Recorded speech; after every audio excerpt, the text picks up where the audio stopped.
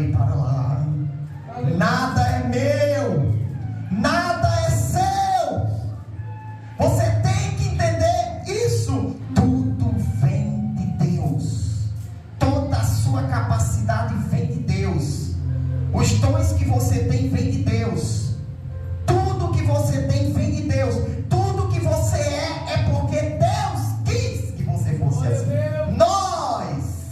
Nós somos vasos de barro. Eu, Paulo, sou vaso de barro. Timóteo é vaso de barro. Silas é vaso de barro. Lucas é vaso de barro. Nós, ministros do Evangelho, somos vasos de barro. Os vasos de barro, dos quais Paulo está falando aqui, frequentemente eram utilizados como lixeira e pinico. Ele limpou toda a sujeira, tirou todo o lixo, toda a imundície, limpou o vaso. E ele resplandeceu, e ele colocou dentro de nós um valiosíssimo tesouro, que está sendo protegido pelo Espírito Santo que habita em nós. E Paulo disse acerca de 2000 anos atrás: eu confio, eu tenho certeza que Ele é poderoso para guardar o meu depósito. Aleluia! Deus depositou a revelação do Evangelho em Paulo. Paulo iria morrer um dia, mas ele disse: Ele vai guardar o meu depósito. O conhecimento e a revelação do Evangelho que Ele me deu não vai ficar perdido, não vai se perder com a minha morte. Como é que o bom depósito vai ser guardado se seu coração está cheio de sujeira? Você tem que estar cheio do Espírito Santo para que o Espírito Santo controle a sua vida, controle a sua mente, e assim o Evangelho seja protegido e passe de você para os seus filhos, dos seus filhos para os seus netos, dos seus netos para os bisnetos, e assim o Evangelho vai sendo guardado. Cuidado que Deus abate os soberbos. Deus pode colocar você numa situação de humilhação tremenda. Eu já fui muito orgulhoso, arrogante, exibido, e eu sei o que é ser humilhado por Deus. E o Senhor que me livrou, me livrará de toda obra maligna e guardar-me-á para o seu reino celestial. A quem seja a glória para todo sempre.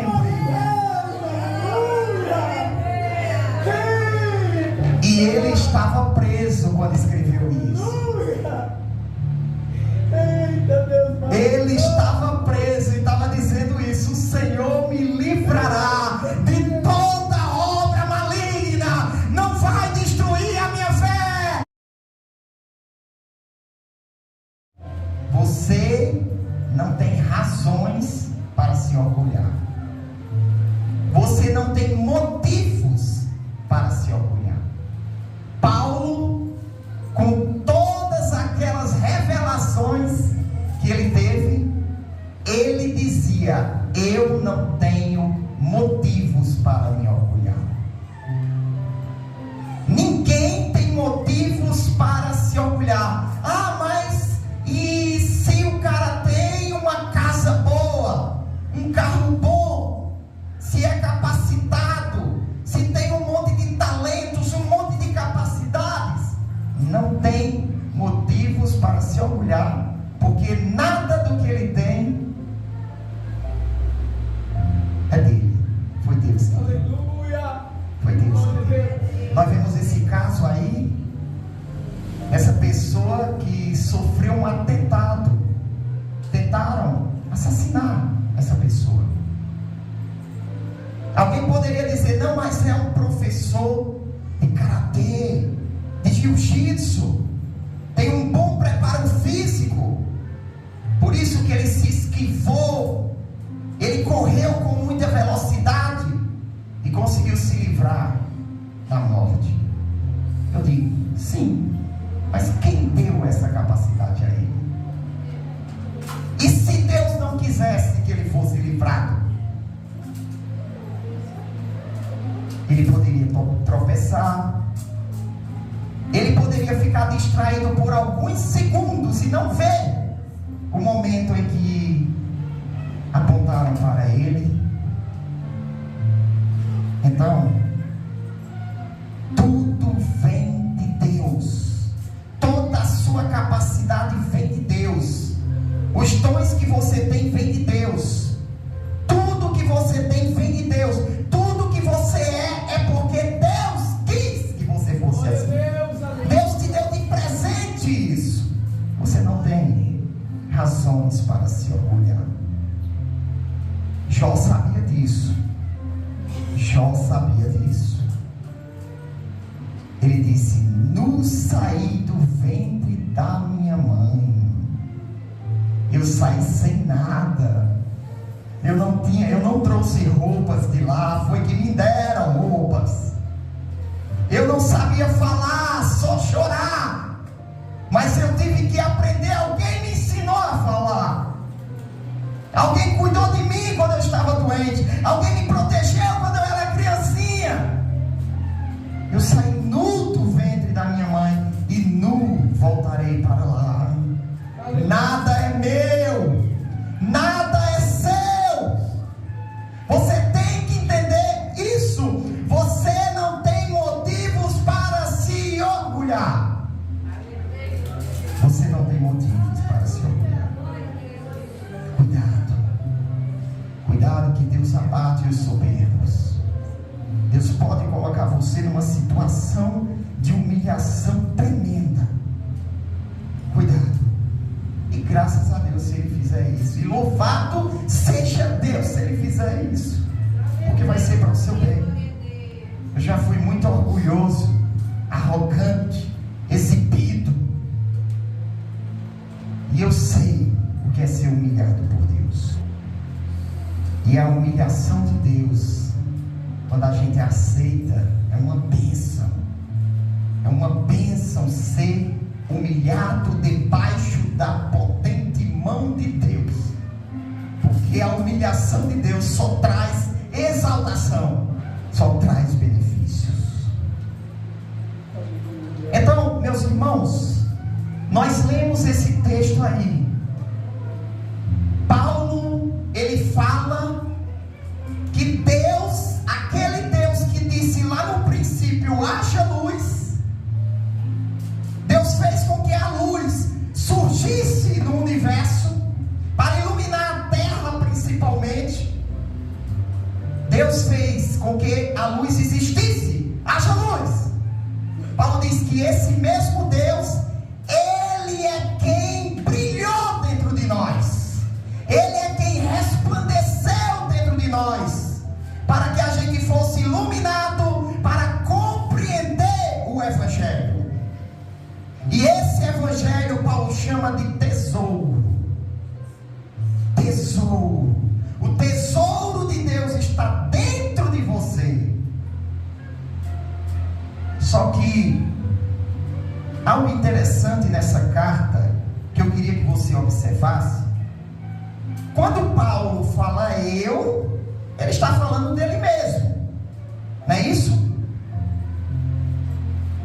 2 Coríntios 2:1, por exemplo. Olha o que ele diz: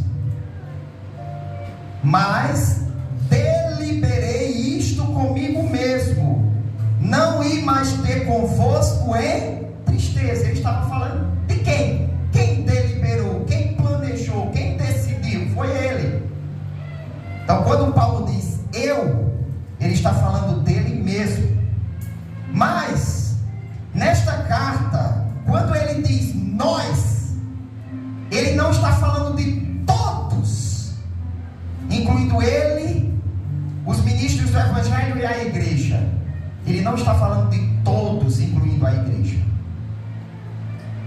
Veja em 2 Coríntios 1:5.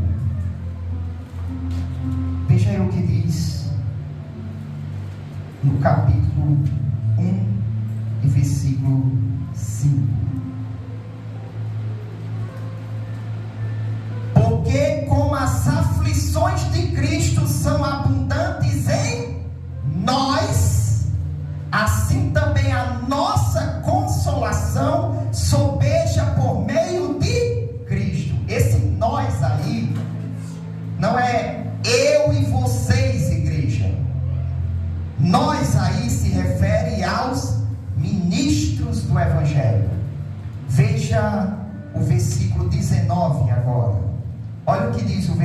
19. Porque o Filho de Deus, Jesus Cristo, que entre vós foi pregado por nós, isto é, por mim e Silvano e Timóteo, olha só, eles, os ministros do Evangelho, nós. Agora, veja aí, no capítulo 4, veja o versículo 12, no capítulo 4. De maneira que em nós opera a morte, mas em vós a vida. Vós é a igreja, nós é os ministros do Evangelho. Paulo estava dizendo aí que os ministros do Evangelho, eles enfrentavam mais perigos, estavam sujeitos à morte a todo momento, enfrentavam perigos de morte. Mas os irmãos em Corinto não enfrentavam, eles cresciam cada vez mais na fé, eram beneficiados pelo sofrimento de Paulo. Por isso que Paulo diz: mas em vós a vida. O nosso sofrimento opera em vocês a vida. Por isso que quando Paulo diz no versículo 16, ainda do capítulo 4, ele diz que por isso não desfalecemos, ainda que o nosso homem exterior se corrompa, o interior contudo se renova dia após dia. Ele está falando deles, os ministros do Evangelho. Não estava falando diretamente da igreja ou em geral da igreja. É claro que podemos aplicar isso para a igreja, mas é importante que você perceba isso, que Paulo está querendo mostrar a diferença entre os ministros do Evangelho e a igreja de Corinto, o quanto eles sofriam por amor ao Evangelho. Por isso que ele usa nós e vós. Quando ele diz nós, está falando deles, os ministros do Evangelho. Mas, inicialmente, vamos entender o que significa essa expressão vasos de barro, no versículo 7. Vamos entender o que significa essa expressão vasos de barro. Paulo fala de um tesouro que eles tinham, principalmente Paulo, porque Paulo tinha muitas revelações da parte de Deus, coisas novas, mistérios que estavam ocultos há muito tempo.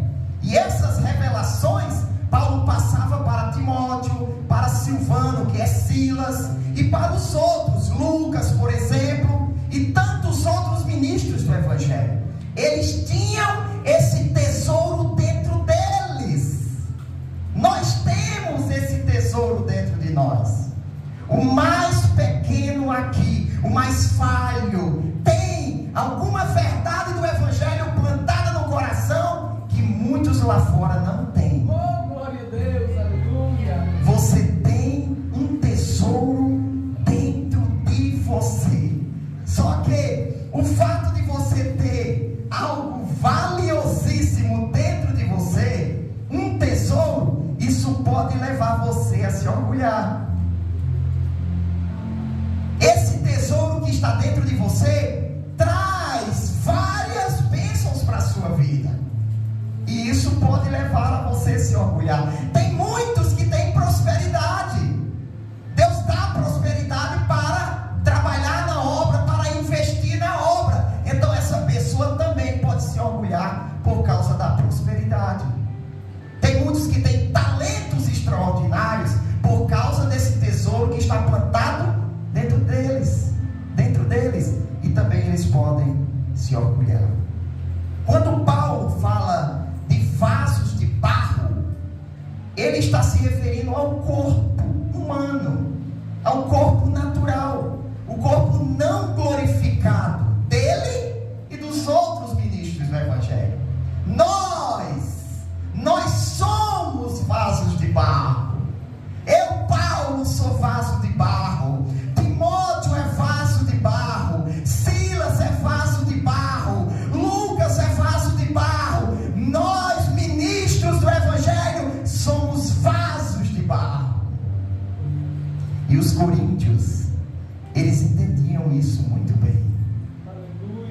Segundo o comentarista, pastor John MacArthur, ele diz que esses potes de barro eram baratos, quebráveis e substituíveis.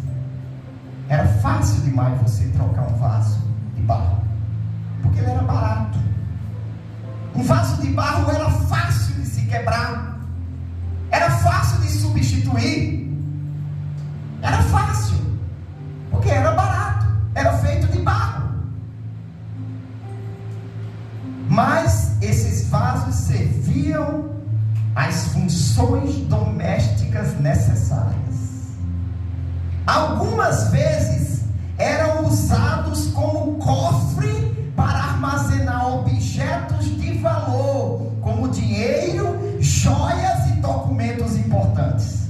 Porque se viesse um ladrão, ele não iria procurar no vaso de barro. Ele iria procurar em outro lugar. Ele olhava, não tem valor o vaso de barro. E lá estava um tesouro escondido lá dentro.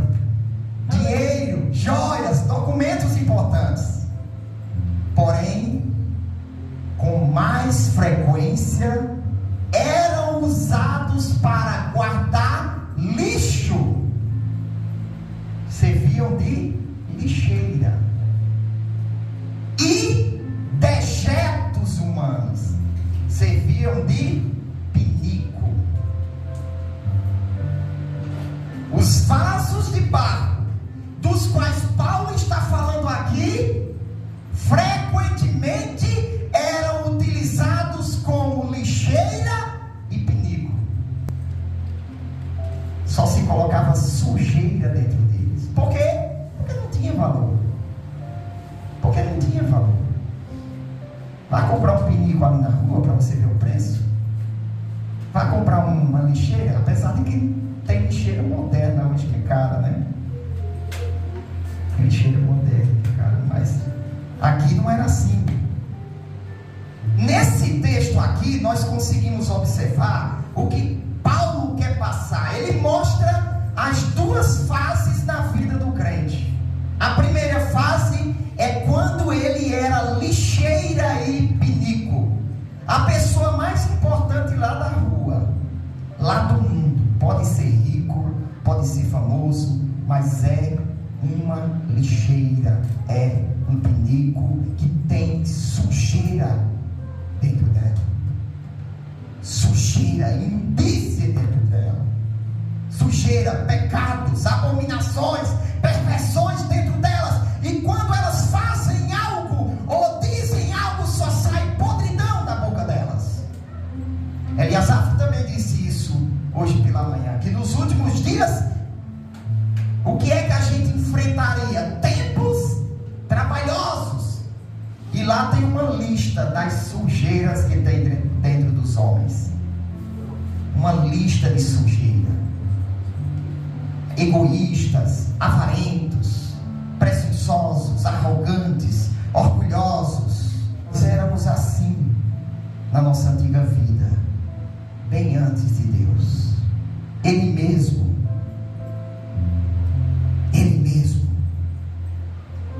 resplandeceu em nossos corações. Aleluia! Ele limpou toda a sujeira, tirou todo o lixo, toda a imundície, limpou o vaso. Aleluia. E ele resplandeceu, e ele colocou dentro de nós um valiosíssimo tesouro, que está sendo protegido pelo Espírito Santo que habita em nós. Ele nos fez entender que o Evangelho é perfume, o Evangelho é luz que resplandece na escuridão. Não há tesouro mais valioso do que esse, não há privilégio maior do que ter a luz do Evangelho dentro de nós e ser luz para os outros. Glória a Deus, aleluia. Paulo mesmo diz, nós com a cara descoberta, não como Moisés que cobria a cara para esconder aquela glória, nós com a cara descoberta refletimos a glória de Cristo, refletimos a glória de Cristo, que é a face de Deus. E essa glória ela não vai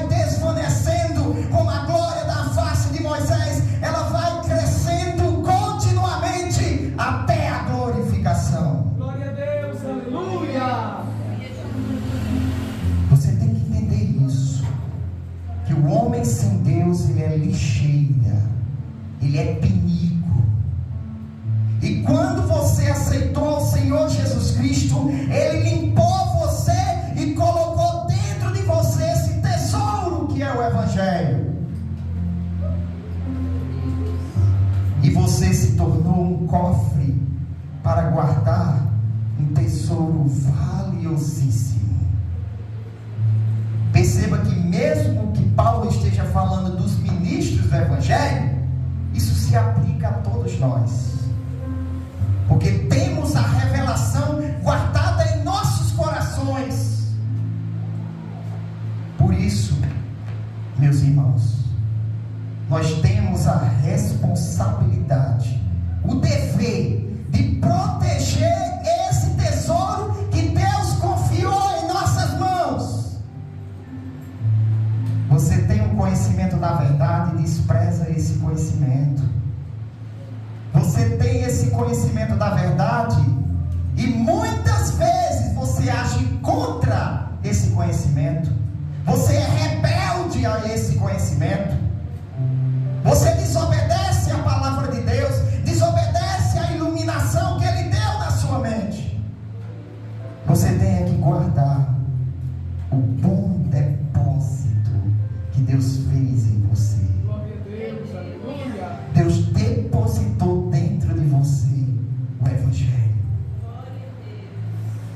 Paulo disse: Deus é poderoso para guardar o meu depósito até aquele dia. Oh, glória. Aleluia. Sabe o que Paulo estava dizendo?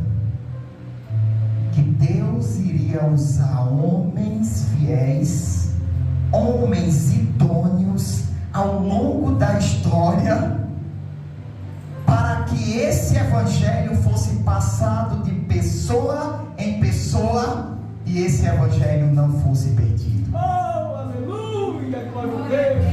Deus preservou as Escrituras, Deus preservou as cartas de Paulo, e Paulo disse acerca de 2000 anos atrás: eu confio, eu tenho certeza que Ele é poderoso para guardar o meu depósito. Aleluia. Deus depositou a revelação do Evangelho em Paulo. Paulo iria morrer um dia, mas ele disse: Ele vai guardar o meu depósito. Glória a Deus. O conhecimento e a revelação do Evangelho que Ele me deu não vai ficar perdido, não vai se perder com a minha morte. Oh, glória a Deus. Ele vai ser transmitido de geração em geração. Veja aí, 2 Timóteo 1. 2 Timóteo capítulo 1. Veja o que diz. Se você compreender as Escrituras, você vai se alegrar com isso. 2 Timóteo 1:12. Por cuja causa padeço também isto. Paulo está falando que padece pelo Evangelho, pelo tesouro que Deus colocou dentro dele. Mas não me envergonho quando eu sou apedrejado, quando eu sou humilhado, quando zombam de mim, quando sou preso. Não me envergonho, porque eu sei em quem eu tenho crido. Eu sei que Ele é confiável, eu sei que Ele é fiel para cumprir o que me prometeu. Oh, glória. Eu sei que Ele é poderoso para me guardar, para me salvar, para me dar vida eterna. Eu sei em quem eu tenho crido, e estou certo de que é poderoso para guardar o meu depósito até aquele dia. Deus depositou o Evangelho em Paulo, no coração de Paulo. Paulo iria morrer um dia. Quantas pessoas morreram e levaram com elas muitos segredos? Paulo tinha muitos segredos que as pessoas não conheciam. Os mistérios do Evangelho que Deus revelou a ele. Mas ele disse: não ficará perdido com a minha morte. A revelação do Evangelho que Jesus Cristo me deu não ficará perdida com a minha morte, porque eu sei em quem tenho crido, e eu sei que Ele é poderoso para guardar, para proteger essa revelação. Ela não ficará perdida. Veja o próximo versículo. Aí Paulo, ele já instrui Timóteo a guardar o que Paulo passou para ele. Conserva o modelo das sãs palavras que de mim tens ouvido, na fé e no amor que há em Cristo Jesus. É como se a fé e o amor fosse um baú dentro de você, onde o Evangelho está guardado.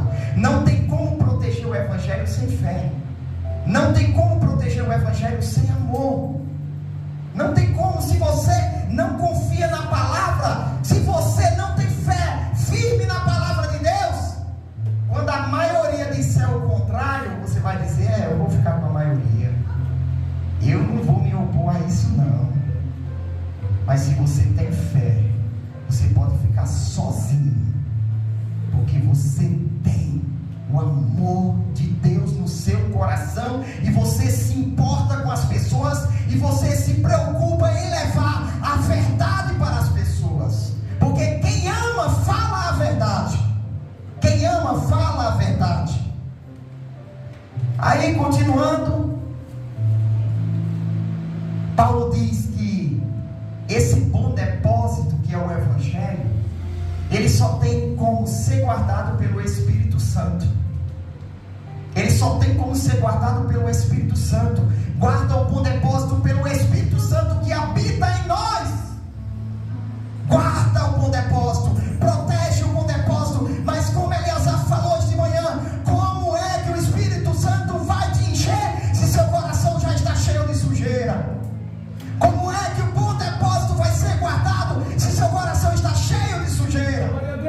Você tem que estar cheio do Espírito Santo, para que o Espírito Santo controle a sua vida, controle a sua mente, e assim o Evangelho seja protegido e passe de você para os seus filhos, dos seus filhos para os seus netos, dos seus netos para os bisnetos, e assim o Evangelho vai sendo guardado. Glória a Deus. Por isso que Paulo diz: combati o bom combate, acabei a carreira e guardei a... Ele não está falando a minha fé, ele está falando da fé, da doutrina do Evangelho.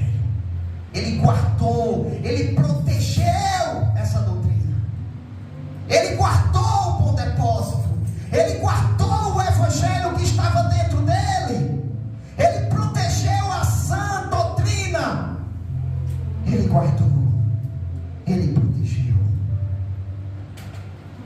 Só que, mesmo que Deus seja poderoso para guardar, você não pode deixar tudo na responsabilidade de Deus, porque Deus usa pessoas.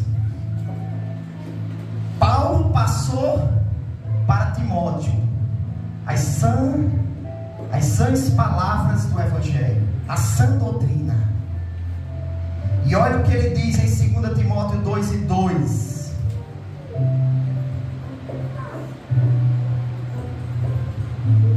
E o que de mim, entre muitas testemunhas, ouviste, confia-o a homens fiéis. Você só confia algo a alguém se esse algo for valioso. Se não for valioso, você não liga, você não se importa, e você só se preocupa se a pessoa é fiel ou não, se for algo valioso, porque se a pessoa não for fiel, ela não vai cuidar bem.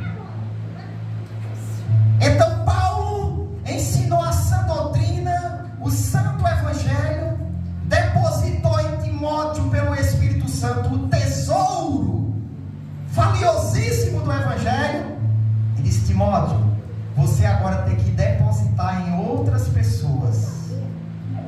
Em outras pessoas, confia-o a homens fiéis. Fiel aqui, irmãos, são pessoas que vão transmitir o Evangelho do jeito que ouviu, do jeito que aprendeu. Não vão acrescentar nada, nem tirar nada. Não vão distorcer nada. A fidelidade aqui é fidelidade na transmissão da palavra, na transmissão da mensagem. É eu pedir para você levar um recado e você dizer exatamente o que eu falei para você dizer. Se você mudar uma palavra, você já não foi fiel. Então Paulo diz que tem que confiar esse evangelho a homens fiéis. Para quê? Homens fiéis que são capazes para também ensinarem os outros. Veja o versículo 15.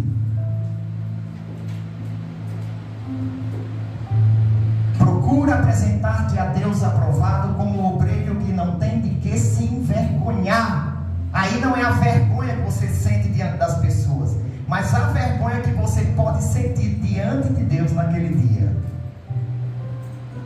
Se envergonhar é ser reprovado por Deus. É ser reprovado por Deus. Deus olhar para você e dizer: você não foi fiel, você não guardou o bom depósito, você não protegeu a minha palavra, você não teve coragem de defender a verdade, você não teve coragem de pregar a verdade, você foi covarde.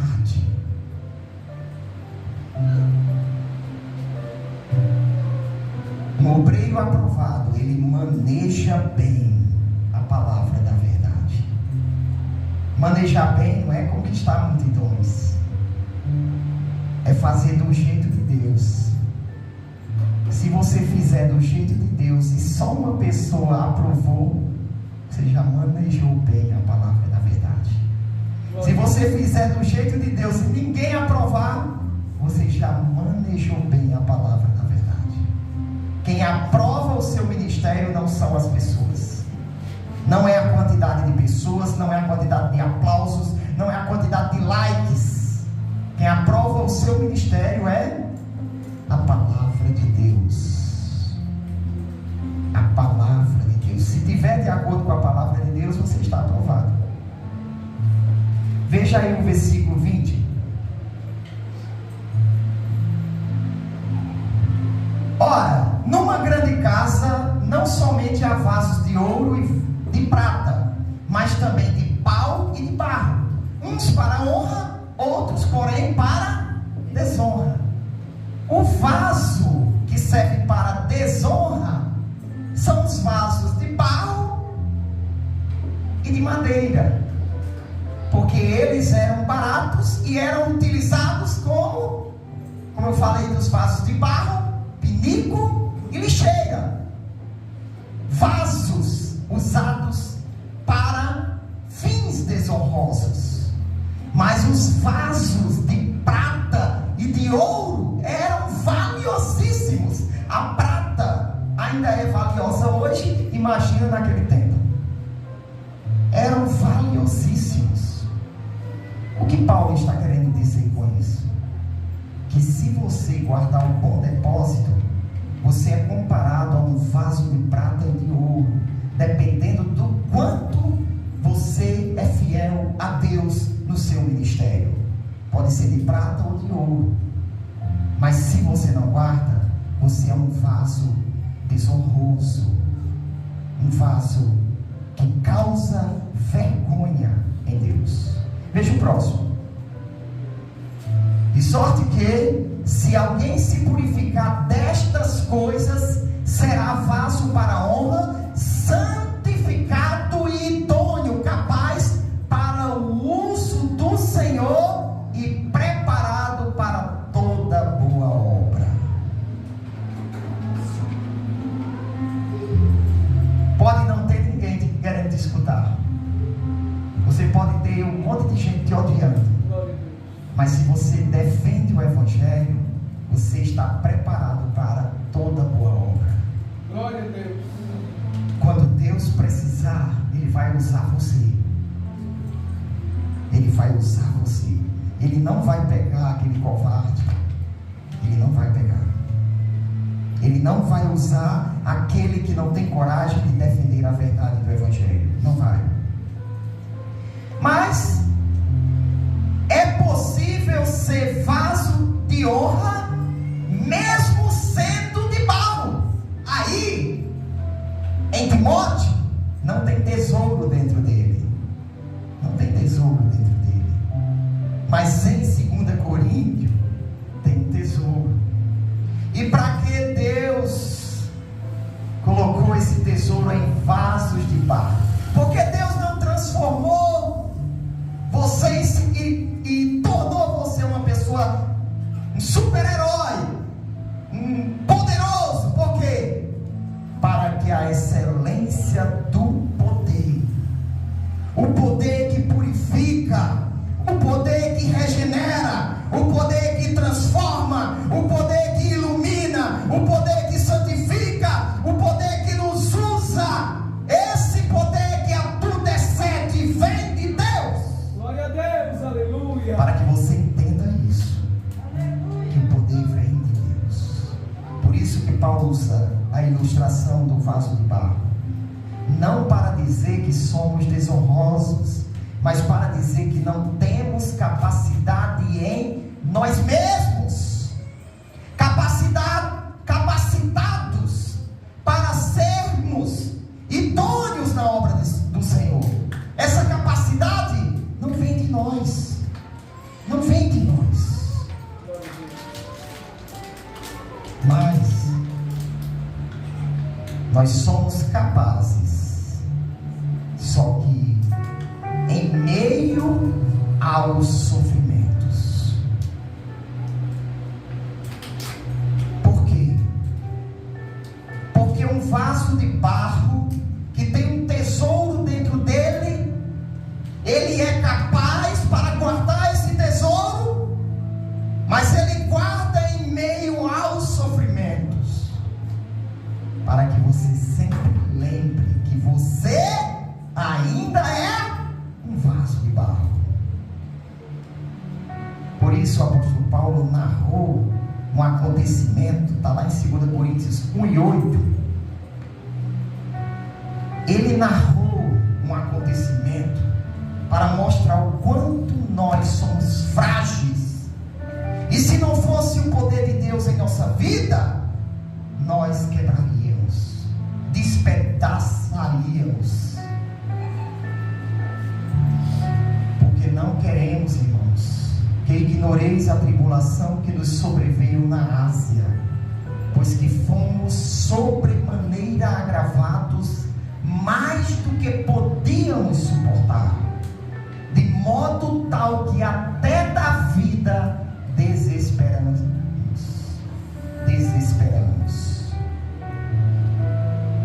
Paulo está dizendo o quê? Perdemos a esperança de continuar vivos. Perdemos a esperança. A tribulação foi tão grande que se alguém dissesse: Paulo, você vai viver, ele diz: não, eu vou morrer.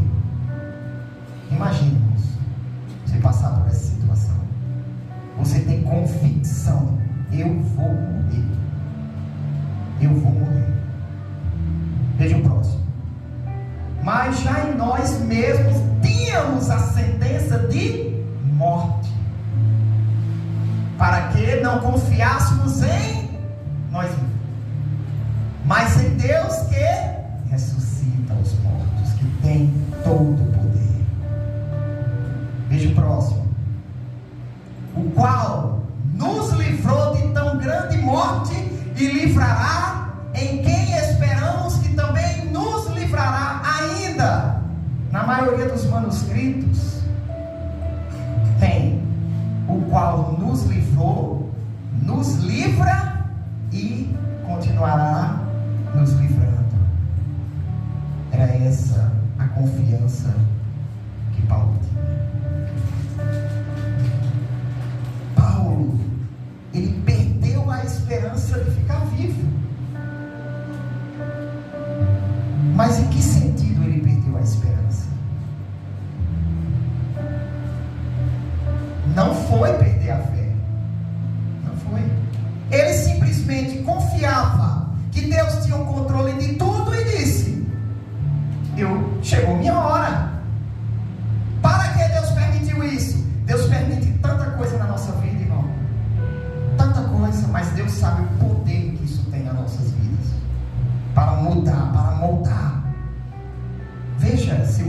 4 e 8, que Paulo não perdia a esperança. Veja aí, 4 e 8, a parte A primeiro. Em tudo somos atribulados, mas não angustiados. Ele está dizendo, olha, em tudo nós somos extremamente pressionados, imprensados, espremidos como limão, mas nunca esmagados como barata. Espreme a gente, pressiona a gente, pressiona, mas nós não somos esmagados, perplexos, mas não desanimados, sem recursos, confuso, não sabendo o que fazer, nem como escapar, sem saída, mas sem perder a esperança em Deus. Aleluia. Sem perder a esperança. Eu posso ficar sem recurso, eu posso não saber o que fazer, eu posso não enxergar a saída, mas eu não perco a esperança, porque eu sei em quem eu tenho grito. Glória a Deus. Oh, aleluia. Eu não perco a esperança. Próximo. Perseguidos de todos os lados, mas nunca desamparados. Nunca desamparados. Por quê? Por Deus. Porque o mesmo Paulo disse que muitos abandonaram ele. Irmãos, um ministro do Evangelho como Paulo foi abandonado. Aí você que não prega, não chega nem aos pés dele, aí você não quer ser abandonado, quer viver as 1000 maravilhas, todo mundo dizendo, oh, que pregador, oh, Zé, você prega demais, Zé. Isso não deve nos abalar. 2 Timóteo 1:15, veja aí.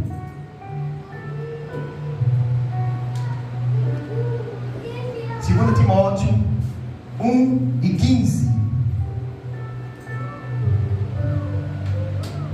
Olha o que diz. Bem sabes isto, dizendo para Timóteo, que os que estão na Ásia, todos se apartaram de mim, entre os quais Fígelo e Hermógenes, irmãos em Cristo. Irmãos, têm abandonado ele. Agora veja o próximo.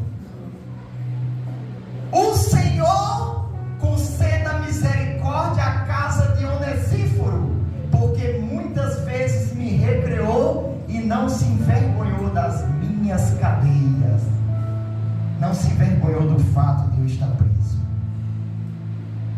A maioria abandonou Paulo, mas Deus usou Onesíforo para ir lá e dizer, Paulo, você não está desamparado, você não está só, você não está só.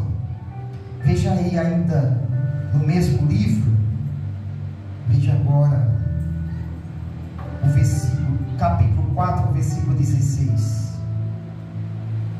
Já estamos terminando, irmãos. Ninguém me assistiu. Assistir aí é dar assistência, ajudar, não é olhar, tá? Ninguém me assistiu na minha primeira defesa. Ele estava diante do tribunal se defendendo para não morrer, e os irmãos abandonaram ele, deixou ele sozinho lá se defendendo, deixou ele sozinho. Antes todos me desampararam, que isto lhes não seja imputado. Próximo. Mas o Senhor assistiu-me e fortaleceu-me, para que por mim fosse cumprida a pregação, e todos os gentios, ao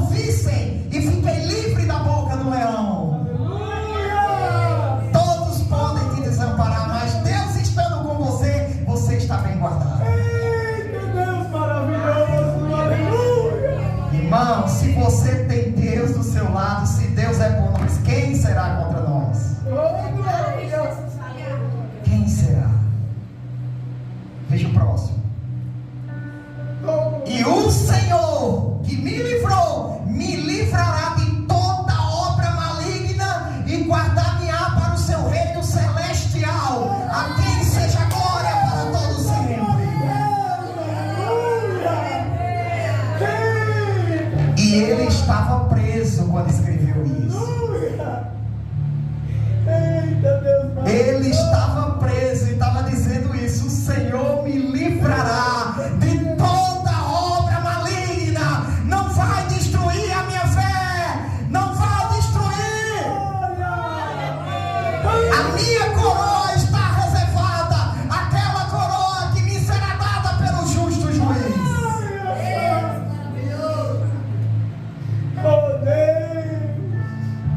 Você pode ser perseguido, mas nunca vai ser desamparado. Guarde isso. Deus está com você. Volta aí, 2 Timóteo, 2 Coríntios 4:9, o finalzinho. Perseguidos, mas não desamparados. Abatidos, mas não destruídos. Abatido aí é ser derrubado. Destruído é ser quebrado. Lembra do vaso de barro? Que era fácil de quebrar? Ele diz assim, ó: nós somos derrubados no chão, mas não quebramos. Mas não somos quebrados. Para que a gente entenda que a excelência do poder é de Deus e não nossa. É natural que um vaso de barro caia e quebre. Então, quando o vaso de barro cai e não quebra, é porque existe um poder protegendo aquele vaso. Então, meus amados irmãos, você tem que entender. Você tem que entender que você não tem motivos para se orgulhar. Tudo que você tem vem de Deus. Tudo é por causa de Deus. Tudo é por causa de Deus. Guarde essa palavra no seu coração. Você é um vaso de barro. E se o tesouro for tirado de você, você perde o valor. Você só tem valor porque existe um tesouro dentro de você. O mundo ainda vai te enxergar como aquele vaso sem valor, que pode ser quebrado a qualquer momento. Mas o mundo espiritual sabe que tem um tesouro valioso dentro de você. Você não tem razões para se orgulhar. Que Deus aplique esta palavra no seu coração. Amém.